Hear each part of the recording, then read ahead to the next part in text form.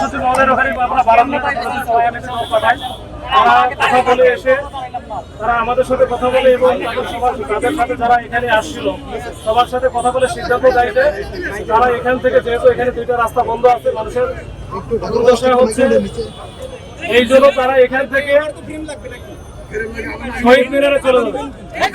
শহীদ মিনারে গিয়ে আরো 2 দিন অবস্থান করবে, যতক্ষণ পর্যন্ত তাদের যে দাবি ছিল যে 20% তাদের যে বাড়ি ভাড়া, এই বাড়ি ভাড়া যদি না দেয় তাহলে তারা ততক্ষণ পর্যন্ত শহীদ মিনারে অবস্থান করবে।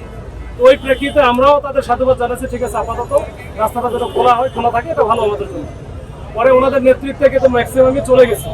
আপনারা দেখেছেন যে কিছু অংশ তারা এখানে আবার রয়ে গেল। আমরা ওখানে ফিরে আসার পরে তাদের সাথে কথা বললাম, কি ব্যাপার আপনাদের যে লোকজন এখনো এখানে রয়ে গেল। তখন ওরা বলে যে এটা আমাদের সাথে না, তাহলে এরা হয়তো অন্য উদ্দেশ্য নিয়ে এখানে আসছে। আমরা যারা ডাক দিয়েছি, আমরা যারা আসছি, তারা সবাই এখানে চলে আসছে।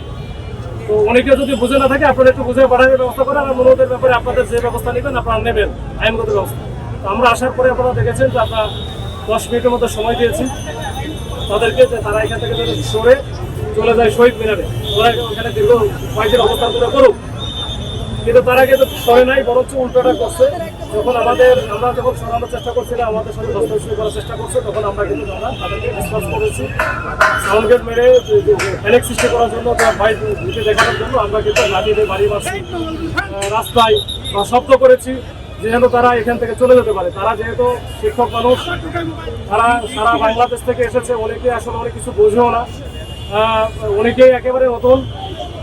ওই জন্য আমরা কিন্তু খুব বেশি করি নাই, আমরা ঝামেলাও করি নাই। আমরা তো জাস্ট খেলা থেকে বের করে দিচ্ছি যে আপনারা এখান থেকে চলে যান, শহীদ মিনারে অবস্থান করে ওখানে যে সিদ্ধান্ত নেন।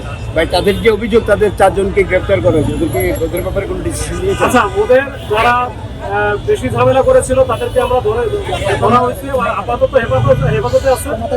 তাদের ব্যাপারে তারা যদি শিক্ষক মানুষ, অন্য কোনো বিষয় না থাকলে আমরা এটা করে আমরা ওদের সাথে, নেতাদের সাথে কথা বলে আমরা ছেড়ে দেবো। এটা নিয়ে কোনো বেশি টেনশন করা হবে না।